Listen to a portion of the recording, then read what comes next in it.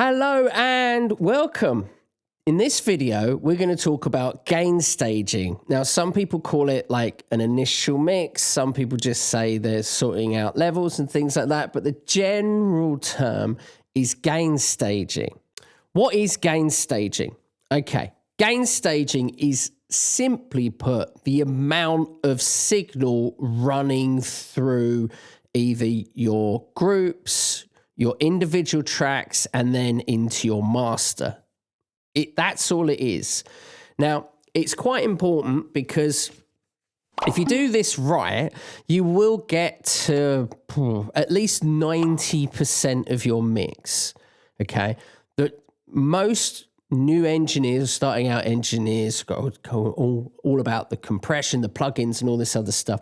And they tend to forget about this initial stage, or they don't do this initial stage correctly. And this is why they tend to have either no dynamics in their mix, or it's just a really kind of flat sounding mix. Or worse, the whole thing is completely blown out because you're putting so much signal through one channel that the whole thing gets clipped out and burnt out. So I'm going to show you how to avoid that sort of stuff and some best practices just to keep this stuff going through for you so you can hit the ground running when you want to do all the really fun bits of throwing in plugins and all that sort of stuff. So let's dive right in.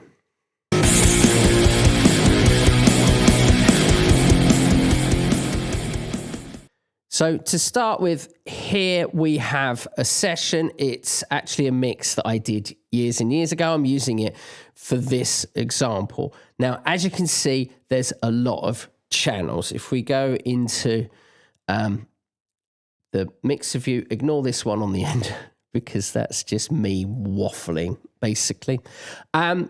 So as you can see, we have a lot of channels. I haven't counted them, but we've got a lot. So I'm just going to kind of run through what these channels are.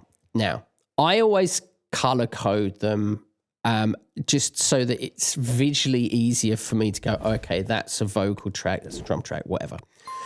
Now, the very first, before you get to this stage, I would strongly suggest you group everything, you color code everything, you put markers in. You see this along the top here? These are all markers here, okay? It's just so that you can really kind of dial into different parts of the songs and you got a really good view of the landscape of your mix, okay? Now, that's a different video. That's a whole other video. This video would be about 10 hours long if I incorporated that. But I will do a video on how I set this stuff up. To start with, what I do is when I get a session to mix, normally from a client, or if I've recorded it myself, this is the next stage as I see it. So this is kind of post-editing, okay, but pre-mixing. So this would be considered a pre-mix setup. And I would look at this like it's a session within itself, okay? Because this can actually take a lot of time.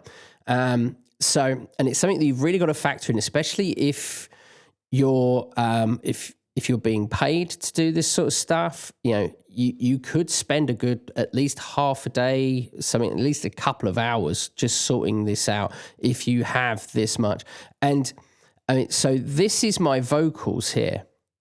Now, for a metal track, this is actually not a huge amount of channels for vocals. I've worked on one recently that had 3 to 4 times this amount of just vocal tracks. Okay, so something just to be aware of. And again, that's a whole other video on how we group everything and set everything up in this way, and that's a whole other thing. Anyway, so what I do is I have vocals. So I'll have lead vocals. So that will be kind of these 4 here, for example, on And I always use yellow for some reason. I don't know why. I just do. And then I have backing vocals here, and these are like harmonies, okay? And you may notice what I've already panned out where I want these things to sit, okay? So I always do that first, and I will do a little bit of sort of level check within the actual clips themselves. So if you look sort of here, for example, I've had to bring these down by 2 dB, 2.8 decibels, just so that this individual channel isn't clipping. Okay, so once you get all of that done, then you get onto this stage. Okay, so this stage, what we're looking to do is we're looking to take your individual channels. So that's these channels, okay? And what I do is I'll route them into groups, and I'll do lead vocal groups, okay? So I've got that, and then I've got a back. Excuse that. Then I've got backing vocal groups. And then I've got a drum group and a bass guitar group,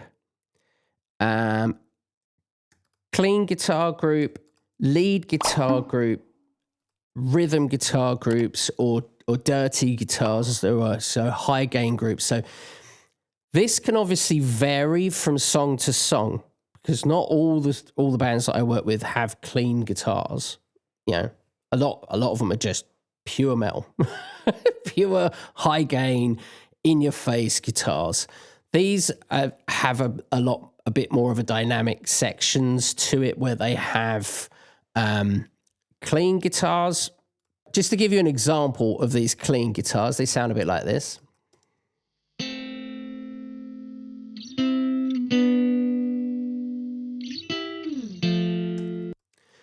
So they're, yeah, pretty simple, pretty basic stuff. And yeah, there's other bits that... And there's some kind of palm muted stuff there and things like that as well. So that's all cool. So moving on from there, what we've done is we've broken everything down into their constituent parts, and we've routed those constituent parts into groups. Okay, so you kind of got like almost like a 3-tier system. Okay, so you have your individual channels, and then they're all going to one channel, which will be your group channel. And then from your group channels, they will go into your masters. Okay, so the reason that we do gain staging is if I've got, how many have I got here? Look, 1, 2, 3, 4, 5, 6, 7. I've got 8 channels running into one group. So what you're going to end up with is, if all of these are going off at once, you're going to blow this channel out. This channel will become overloaded or clipped because you've got 8 times the amount of signal going into it. What we have to do is pull these up and down. When I do this stage, and when I do recording as well, I set my meter to digital VU. I don't know what if every DAW, every DAW has the same metering as Pro Tools, but here in Pro Tools, if you go into the tab that says Pro Tools and then settings, and then you get this dialog box up, and then along here you have metering, and you can choose a range of metering. Now, what I do when I'm recording, I'll either recording and editing and doing this gain staging. Generally, I would be digital VU or VU. I might use VU for recording because that gives you minus 18 headroom, okay? The digital VU runs at 0. Okay. I kind of prefer the digital one because it visually, I've got a bit more to work with. I'm old and my eyes don't work like they used to. No, I'm joking. I'm joking with that one. Kind of 0 up here. So unity gain is up here. I find it visually easier to look at than the VU, because the VU will have kind of 0 here and it'll go up to like -3 or whatever. What I tend to do is when I'm looking at these tracks for what's coming in, a life to lead without an end in store. So generally I'm coming in around -10 there. That was the recorded level. But I can see, if you see down here, look, there we go, it's got a louder bit, and let's pop that up to -5.9. Generally what I'm looking at, the loudest is somewhere between -6 and -2, really pushing it -2, okay? Because what you're going to end up with is once you get into this sort of thing, because we've got doubles now, we've obviously got way more coming in, okay? So straight off the bat, what you need to do is make sure you get those levels halfway decent, okay? If it's way too low, pump it up a little bit, okay? In Pro Tools, it's quite simple. You can just, there's a little toggle here that you can bring it up and down, and that just adds the volume gain to it. In other DAWs, Look, my philosophy on DAWs is they're all the same. This is all about workflow with DAWs, okay? If you've watched any of my other videos, you probably know what I'm talking about. But anyway, I won't go too much into that. So essentially, you're kind of looking to do the same thing, going from all of these into your groups. So when you've got all 4 of these going off, you want to be hitting, again, around between -6 and -2 dB, okay? Which once you get onto big numbers of channels, so like drums, for example, we've got all of these, okay? So 1, 2, 3, 4, 5, 6, 7, 8, 9, 10, 11, 12, 13. We've got 14 channels going into one group. It can get a bit heavy, to be brutally honest. The thing to think about, and again, this is going to vary from song to song, but the thing to think about is what's the focal point of your song? Broadly speaking, in my world, in rock and metal, generally, unless it's an instrumental track, the focal point is always going to be the vocal. So that needs to be kind of the loudest upfront kind of element, okay? Especially the lead vocal in particular. So these 4 channels should be what everything else falls around. Now, it may vary at this stage. It may vary a little bit because later on you're going to be obviously you're going to be processing it, but you can use automation and things like that just to kind of level stuff off better and things like that. But all you're doing now is you have a really broad scope, okay? So you're almost at like a 20,000-foot view of how you're going to mix this, okay? And then you kind of drill into it. So you get closer and closer and closer and drill into it as you go, okay? It's important to keep that in mind, okay? So going back to like the -6 to -2, that can obviously fluctuate. It can go below -6. You know, as long as it's not too much over the -2, then you're fine. Okay. It all comes down to your ear. Don't worry too much about what is happening on screen unless you're getting clipping and stuff like that. Then it's something to investigate. But you know, if your faders are up like that, they shouldn't be, But if that's what sounds okay, if that's what sounds great, then that's fine. No one listening to the song knows that you've put this at plus 12 decibels at the end of the day. So it's irrelevant, okay? Plus, yeah, it would be relevant more if you're in the analog world. If you were driving this so hard, you could start blowing valves and things like that, depending on what desk you've got. But this is the digital world. It's not analog. So you're not going to blow a valve at the end of the day. So don't worry about it too much. You can come up and obviously you can come down. I tend to aim, if you can get stuff down and then kind of push it up slightly, that's a much better way than having to push up and up and up. Because your volume, at some point, you will start to distort and you will start to get digital anomalies and things like that and weird harmonics and things like that.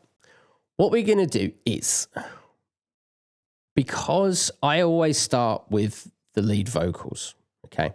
Now, these are doubles, okay? So what I've done is I've grouped the doubles together. So you can see right there. So there we go. That's that double there, and then this is a second part. A lonely, soulless man. Okay. So they're the kind of the lead vocals on that, and they're doubles. So what I do is I kind of treat them like they're one thing, like they're one vocal. Okay. I've leveled them out. To be honest, these have been recorded really well, so they sit nicely together anyway. When I'm looking at these and how much I'm getting, I'm looking at the loudest section. So I'd say that this, purely because you've got this part here, this is going to be the loudest. He's quick to touch and always leaves his mark. See how that pops up? A broken crutch, a child in the dark. Up again. So what I want to do is take the very loudest element, okay, and take a measurement from there in my metering, okay? So what I like this Paz analyzer. It's got a peak. You could do peak and RMS. Set this to peak, okay? He's quick to touch and always leaves his mark.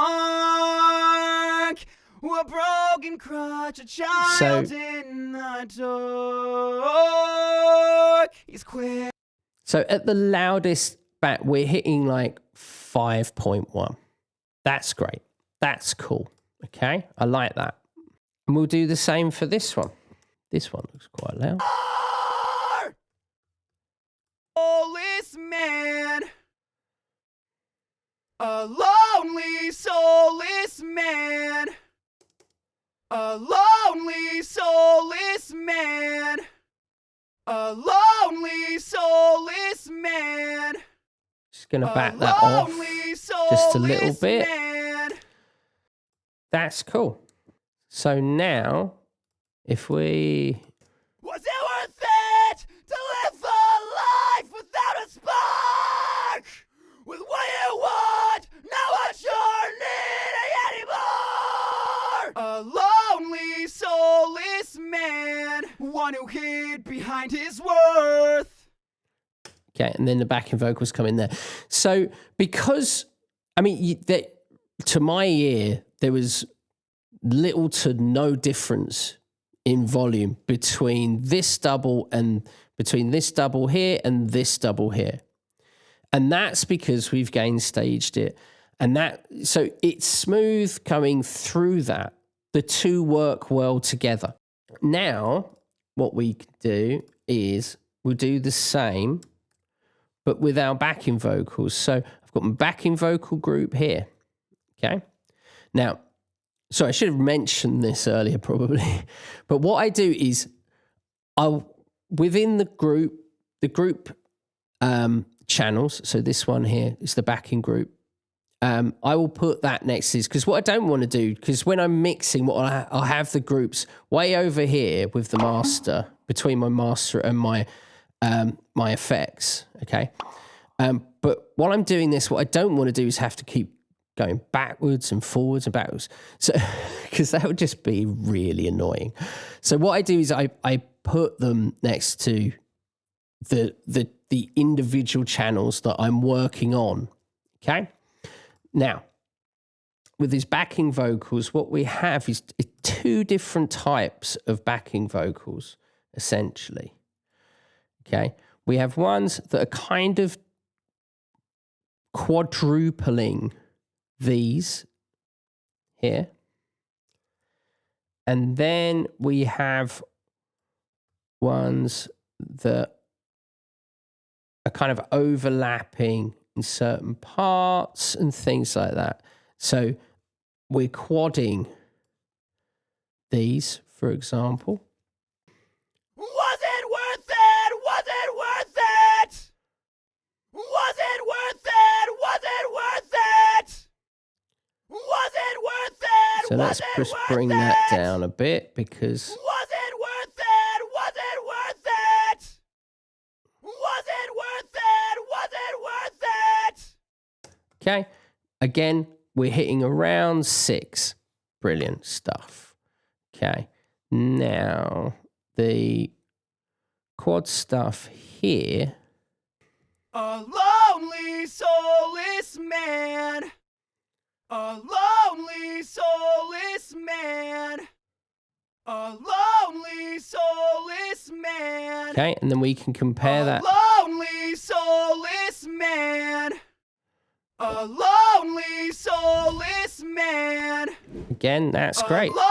It's great because even though you've got 4 takes in there, you don't want it to be like 4 different pieces. It's more about getting power than it being like 4 separate things. It's not a 4-part harmony at the end of the day. It's a quad power thing. So the more you stack that up, the more power you're going to get running through it. Okay. Now, what's important to keep in mind is when you're editing that through, is everything's got to be lined up very well. Otherwise, it can get very messy very quickly. Okay. Side note. But okay, that's fine. So what haven't we done? We've done those quads. Done those. So it's just these. One who hid behind his worth. One who hid behind his worth. One who hid behind his worth. Okay, cool. So now, and that is essentially all of those vocals. And one who hid behind. So just to give you an idea, I won't start it all the way there, but Can crouch a child in the door. A lonely, soulless man. One who hid behind his worth. Was it worth it? Was it worth it? When it's all been said and done. Not following his heart. so you can hear that this is smooth. This is just kind of going through it. There's not one that's particularly like volume wise. There's not one that's overpowering everything else. One's going into the other, and it's really quite smooth. Okay. And the thing to keep in mind that there's no processing on this. Okay. I've got these plugins here, but they're all switched off. The only plugin I'm using is this analyzers.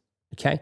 And that's just keeping an eye on what levels I've got. I can do it actually on these, actually going in here. And you can also do it in Pro Tools. On here, you've got peak meters there that you can do. If you push Command and click on it, you've got volume, delay compensation, then a peak, and it will tell you what decibel level is, what that peak level is at. Okay. So there's many ways of doing it. I like this analyzer because I can see it. That's, for me, is a much better representation than sort of going through sort of each, especially on these groups. And I get a better idea. We've got an EQ on there. We've got stereo spread on there, and obviously the actual volume levels itself, or peak metering itself. Okay, so that is essentially how we do it, and then you just run through the same with all of your instruments as well. So kind of a way that a lot of engineers work, they look at things in two separate ways. Is they go, okay, well, we've got vocals, that's one thing, and then we've got all the instrumentation, that's something else, and then we blend those together. I'm a bit more old school because I've come from more of an analog background, and on analog desks, you would just work on everything as one. So I tend not to do that as such, but and honestly, like I say, there's no real wrong way of doing anything. That's why there's so much information about this stuff out there, because there's no right or wrong way, unless there's, like I say, something like clipping and all the rest of that sort of thing. There's only things that sound good and sound bad. That's it. You should always be results driven. Okay, doesn't matter how you get there. It doesn't. You could go the long way around. The main thing is that you get there. Okay. Sometimes the scenic route's the best route to go. At the end of the day. Okay. So let's do the same. I'm not going to show you the whole thing, but what I might do is show you on drums, because drums, it's a bigger part, and there's a lot more stuff going on with the drums. But what I will say is, if you're in my world and you've got stacked guitars, which is a very common thing, what I'll do is I kind of treat the guitars as one entity. Okay, so bear with me with this. If you look at these rhythm guitars here, okay, let's just get these up for you. Okay, so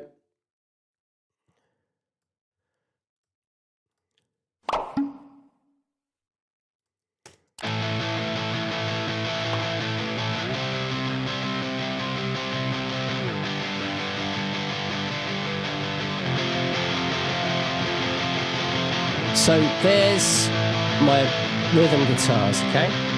They sound great. But because I've got 3 channels on the left and I've got 3 channels on the right, what I'll do is I'll balance that out first and get that as a nice signal going through on one side, if that makes sense. So if I take that side out, so that's hitting -7, and then on this side, again, we're hitting around about the same -7, okay? So overall, we're hitting around about -6, okay? That's great, that's fine. But you see, I've already pulled these down, okay? With the vocals, what we did, we already had them at 0. The recording levels were great. They were pretty much spot on. That's where we wanted them. When I record, I look to record with this in mind, just to make it easy. So that's a little side note around guitars, okay? Because what we're going to do with drums, I do things slightly differently. That's mainly because drums are so dynamic. There's so many elements going on, and everything's just panned everywhere else. Vocals, generally speaking, everything is down the middle, and then you might have things panned off for harmonies and backing vocals and things like that. But broadly speaking, all your vocals are going to be up front in the middle, okay? With drums, you got kick, snare in the middle, you've got hi-hats off to one side, you've got your toms all off to one side, you've got stereos pairs for your overheads and your rooms, you might have spots for rides and all that sort of stuff. And they're all panned slightly differently, all in different places. So the whole thing is a lot more dynamic and a lot more spread throughout the stereo image, okay? So what I tend to do with something as dynamic as drums is I will take all of the drums, okay, all the individual channels, not the group. Don't include the group in this because you won't be able to hear it. Okay, so you make a group. Now in Pro Tools, it's Control G, okay, and what you've selected then gets put in as what's going to be contained within that group. So all you have to do is name it and okay it, okay? And then that will be what's in that group. Now, I've already done this, so I'm not going to do it again, okay? But now everything works in unison as one big thing, okay? So what I would do is I'll bring it all down, okay? And I will then solo these because I just want to know what's going on with the drums. Not fussed about anything else, okay? Then I'll take all the drum tracks off. So now what we've got are these individual things, okay? Now, I also, what I tend to do is group individual elements. So if I've got a kick, in this instance, I've got a kick, sub, a kick, and a kick sample. So I've got 3 channels that makes up the kick sound. I will have those as an individual group. Okay, in fact, I don't have, let's just modify that. I don't have that kick sample in there. So let's do that, add that, boom. So now I've got those 3, you see, and it'll be the same with the snares and things like that. But anyway, in this instance, what we want to do, because we're gain staging, I want to get that balance right between these 3 first. That's the kick sub, okay. That's coming in around -13. Again, we're aiming for -6. Keep that in mind, okay? We're aiming for -6, but we're aiming for -6 with all 3 of these, okay?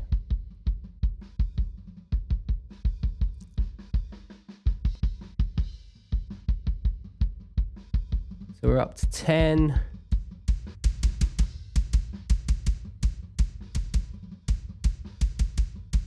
Okay. Now, thing obviously to keep in mind,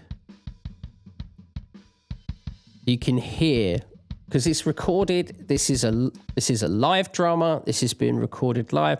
Obviously we've got bleed from other stuff. We sort that out in the process. We'll gate all that stuff off.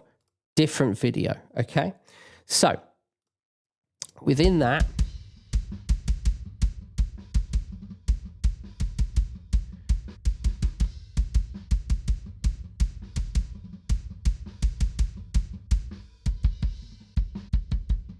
what I want to do is maintain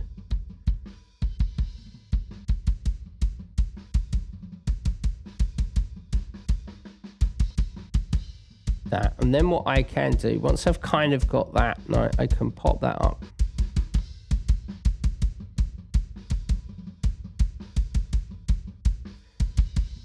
There we go.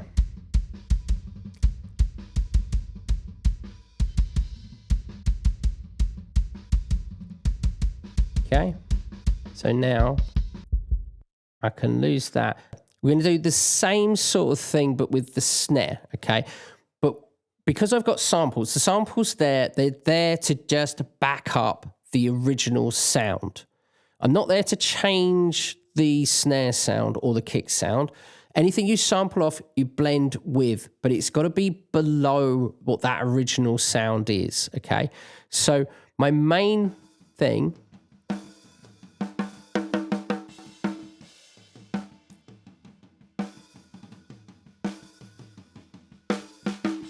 is the snare top. That's where all the body of the snare is going to be. Underneath, that's where we're going to get that stuff. What are we running at? Yeah, we're pretty good. Okay.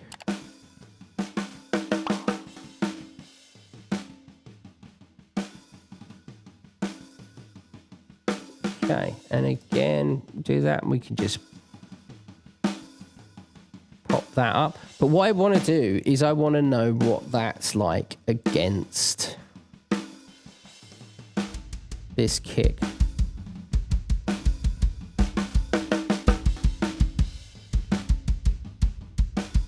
Okay, so that could come down a wee bit.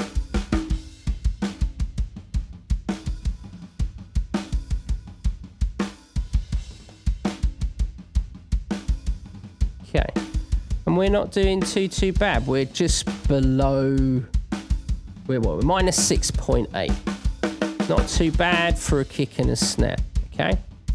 So, now that's gonna be very much the central part of your drum sound. They're the two biggest elements there. So your kick and your snare, two most important elements, okay? I mean, that's not to downgrade any other element of it. It's just that's the bit that you want to be up front and in your face, okay? Especially in my world of rock and metal. That's where you want that to be, okay? This channel here is just a kick and a snare, but it's just an ambient. So it's like a room mic within there. So if you want to hear it,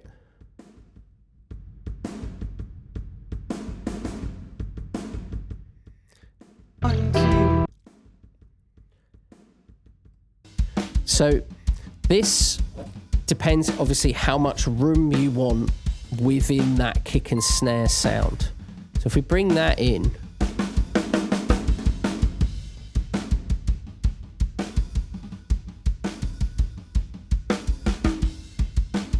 obviously keeping in mind this stuff. That's nice, that's great. Okay, so moving on, we're going to move on to the toms.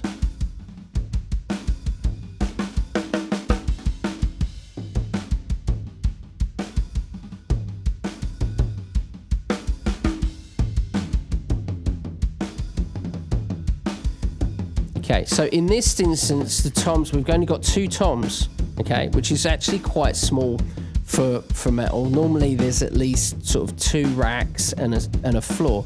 In this, it's just a rack tom and a floor tom, okay? So that's actually quite nice because you can just spread those and you've got it going on each side.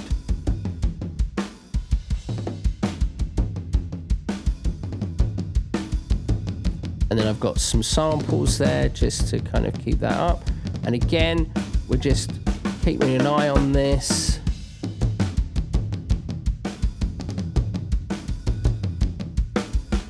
Okay, and our toms, I'm just going to modify this group again because for some reason I've not put any of the sample stuff in there, like so. So, I mean, I can hear it, it's there, but I think it can come down just a touch.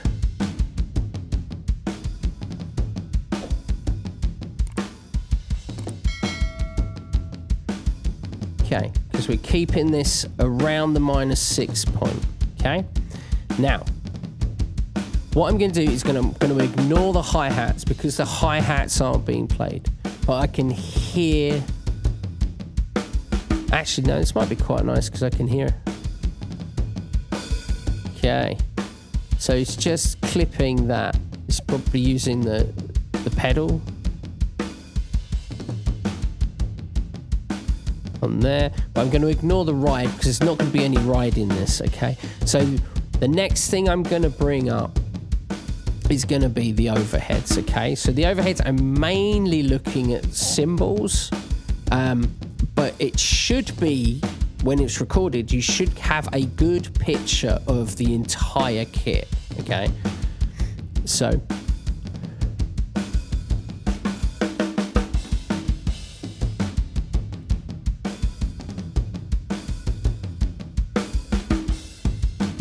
Nice. And then the rooms.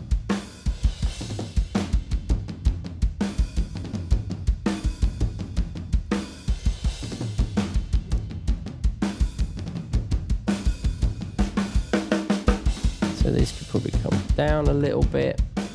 So I've got these as a group, so I can bring them both down.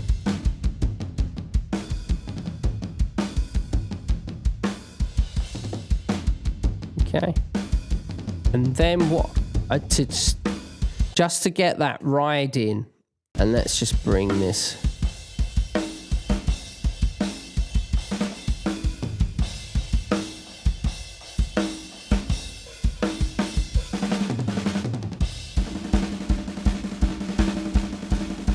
Okay, so let's go from there.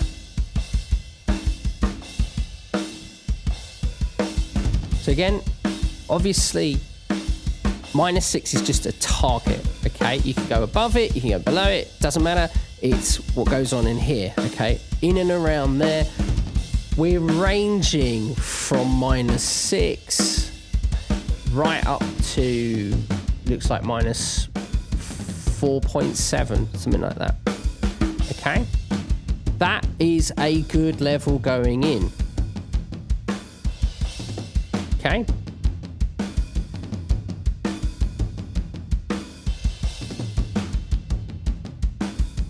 Yeah.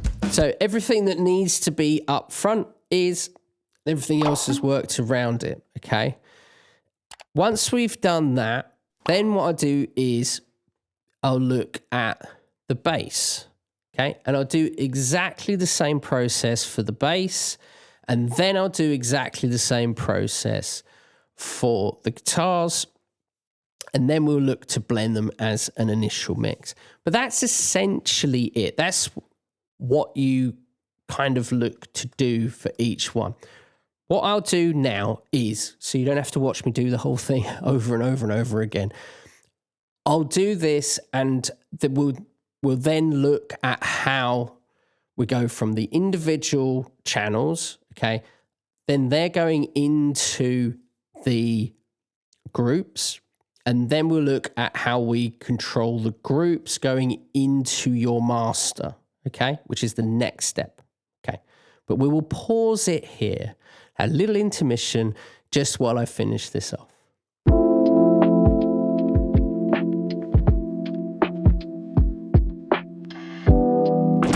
I've gain staged everything, and I've picked out the groups, and I've put them after my master. Okay. So just so you're aware, what's on my master, the chain that's on my master is, I have this virtual rack from Stephen Slate that has a virtual channel on it. Now, if you have this, it comes, generally the drive will be up like that. I knock that out, get rid of that. I also have a trimmer just in case I need to knock everything back in a jiffy rather than messing about. If I've got like automation and stuff in there and I feel like I need to bring everything down, I can do this with the trimmer, okay? Then what I do is I go into this mastering chain, which adds a really nice kind of warm sound to it. But if you notice, none of the modules are on. So it's literally just passing through what would be its circuitry if it was a piece of analog gear. This will emulate that, okay? So I'm not actually doing anything. But if I wanted to, I could go in there and I could do some spreading, and I can add bits of compression and stuff like that to the overall master bus if I wanted to. But I'm not. Okay. Not right now, just so you know. I may do that within the mix. Who knows? From there, I go into this thing from Chris Lord Algie. It's called the Mixdown. And this, again, is like the master bus of his, I think it's an SSL E-series desk. Okay. But the important thing to note here is while I'm gain staging, I have the bass and the treble on, but they're at 0, okay? But the compression, even though it's called glue here, This is actually compression. That's switched off and the drive is also switched off because I don't want this to affect my metering going beyond this, if that makes sense. So if I've got this on and the drive up, then the metering is going to take that into account. And it might be now it's almost 3 dB extra of drive, okay? So I tend to just switch that off for now, and then I'll turn it on when I actually come to do the mixing, sorry. From there, I mean, I've got this that will do some stereo spreading if I need it. If you notice it's bypassed. I have this, which is a reference for things like mobile phones and laptop speakers, really tiny speakers, so that I've got a point of reference in how it's going to sound in those environments as a mix. That's generally the curve that it has, that it's cut off and curved in that way. But again, bypassed, okay, because I don't want to lose this information while I'm doing my gain staging, okay? I don't need it. And there's some subtle enhancement spreading that I might want, that I've got my own preset for there. But beyond that, I have another PAS analyzer. I have an SSL meter that I set to K20. So it's a different set of monitoring. I also have a VU meter there that's set at 12, minus 12 decibels of headroom on that. That's literally just something just to check over. Generally, what I do when I'm gain staging is I'll concentrate on the peaks, okay? So the PAS comes into its own on this one, okay? I've gain staged everything out. What I'm going to do now is I'm going to gain stage going from that middle tier, so the group tier, into your master, okay? So I've grouped all of these, okay? Now they're all at unity gain, okay? Which, what we've got is 1, 2, 3, 4, 5, 6, 7, 8. We've got 9 channels going into one channel, into your master bus, okay? It's going to be way too hot. I can tell you now. That's going to be way. Let's go and get in the intro. Okay, so all in all, look, we're clipping. So we're clipping, and there's no kind of level to it. You know, the drums are really low, the guitars are really high.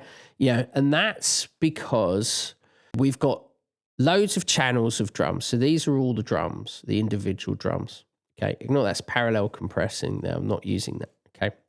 But the thing to take note of is that there's no plug. I'm not using any plugins apart from I've done a bit of treatment on the bass guitars because I do, for metal music in particular, I treat bass guitars as in their individual bands so that I can pull that through.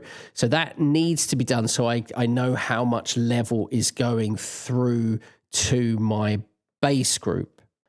Because I've duplicated 2 tracks. You know, the original recording I had a DI and a dirty version, okay, which is a high gain version, okay. Because I've duplicated the DI, I would have 2 more channels added to the bass group, which means that all my gain staging will be out for the bass. So it doesn't make sense. And it's the same sort of thing with the guitars. I've got some emulators, some amp sims and stuff there because they had some DIs and I wanted to stack it a little bit more. I wanted a bit more of a bigger guitar sound and things like that. So I've got 2 on these rhythm guitars, 1 here and 1 here, and I've got 1 here on clean. That's just it's not actually clean, that one. That's a lead that I've basically metaled up a bit.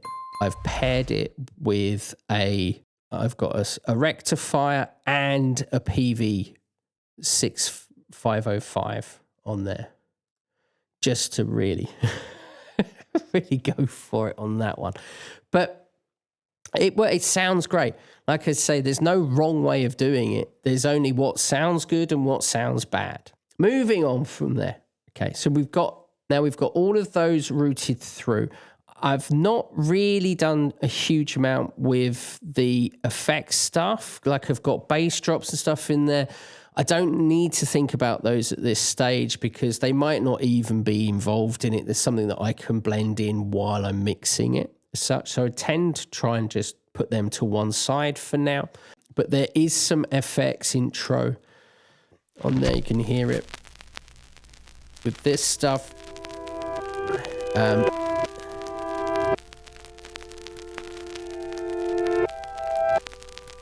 So as long as nothing's clipping from there, then we're all good. What I do is, obviously, look, we're if you can see here, we're 4 decibels over, like just with that little bit. So that's even without the vocals coming in, everything else. So this is obviously going to be way too loud for this channel to handle. So what I do is I'll group all of my groups, obviously. Again, Command G, that gets it into this dialog box, and then I'll call it all groups. I've already done that. I've already got it, as you can see there. And then what I'll do is I'll put it all the way down. So there's nothing. You shouldn't hear anything. So let's go from when the band comes in. Okay. So now you can see all of this coming in. What I'm looking for is for these two. I'm looking for my lead vocals and my backing vocals to come in because they're my focal point. That's where I want my loudest things to be. Okay. So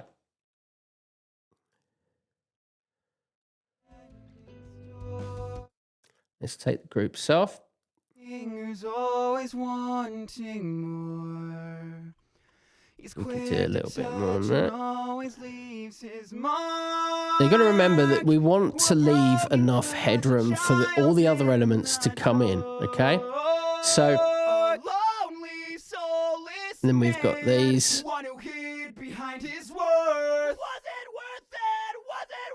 And again, we want to maintain that smoothness going from one between the next. You don't want one part of your vocal being way up loud and then the next really low, unless you've intentionally done that, okay?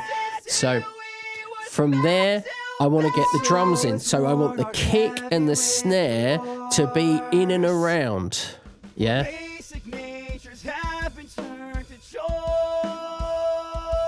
There, obviously, still keeping an eye on our levels there. We're currently going at what, 8.5. Okay.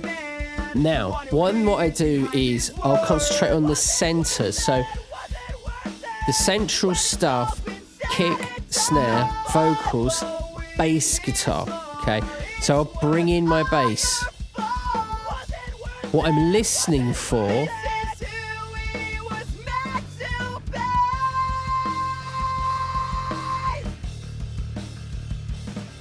is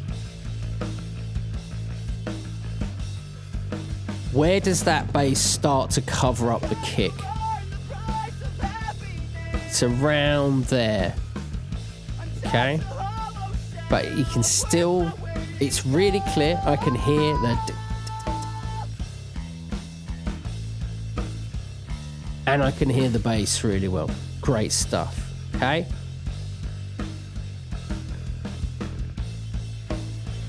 Now the guitars. So we're bringing up the sides, okay?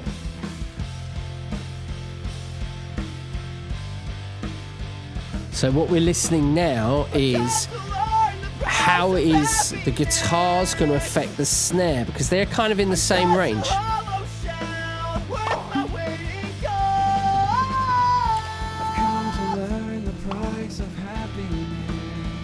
And then the leads coming in. I'm just a hollow shell, worth my weight in gold. Okay, then we've got these cleans, which is actually in the verse, okay? is here. Yeah, ding, ding. It's like a king who's always wanting more. And we've got a piano. Always leaves his A little bit loud. Here we go. a broken crutch, a child in a toy. Lonely, soulless man, one who hid behind his word. Yeah, that probably come down a bit. When it's all been said and done, Get a bit more drums in there, actually. How are we doing here? -6.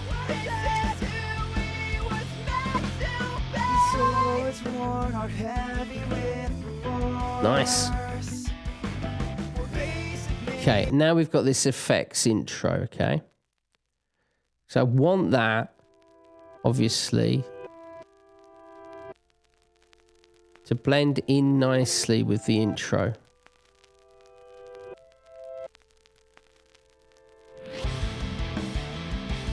And maybe come down a wee bit. But otherwise, that's great.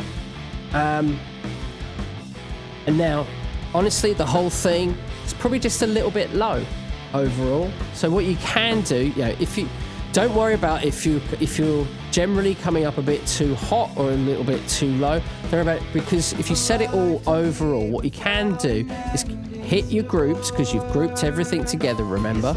And now what we can do is just bring it up, the whole thing.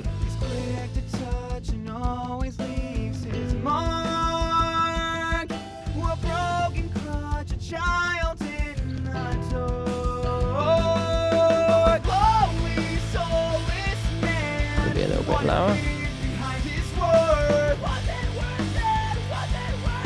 So this will be the loudest, because it's a chorus, it's the loudest part.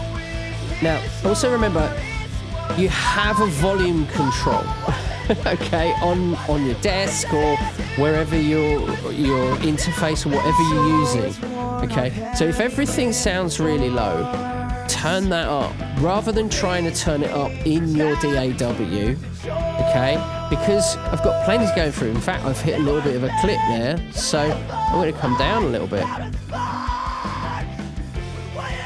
Okay, and I'm going to check it with my SSL. So this has got, this is a K20, so there's 20 dB. Okay, the same with VMU meter. Okay, it's got 12 decibels of headroom. Okay. Now,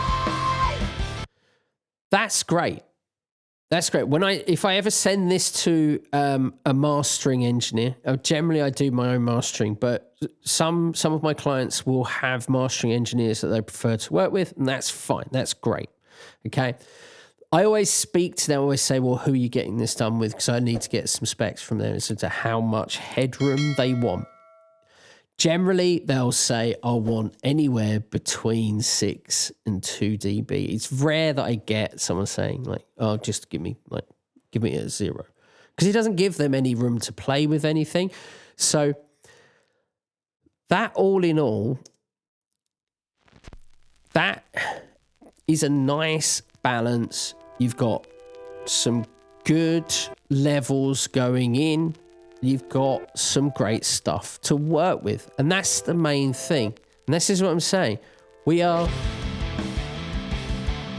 like 90% of the way there. All in all. You know. So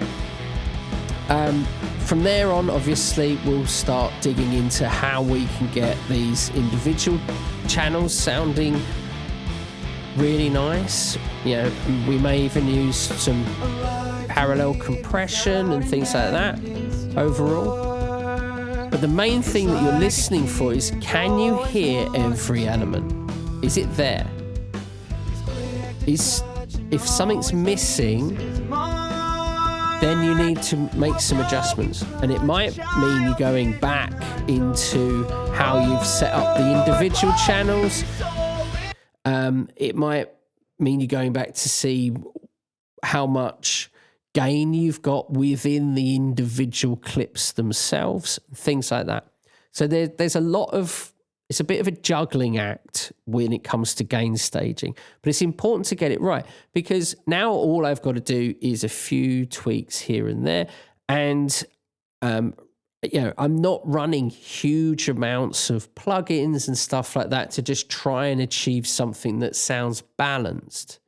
And that's the key to mixing.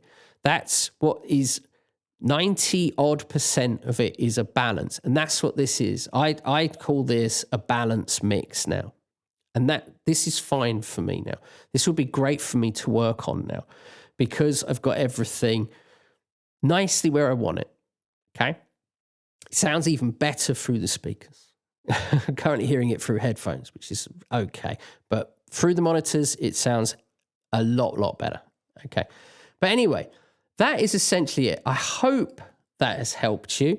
I hope that gives you a few pointers, and at the very least, on how to sort of work these initial elements of a mix out. Please do hit the likes, the subscribes, and all that other stuff. You know what to do, I'm sure of it. And I'll see you on the next video. Have a awesome day.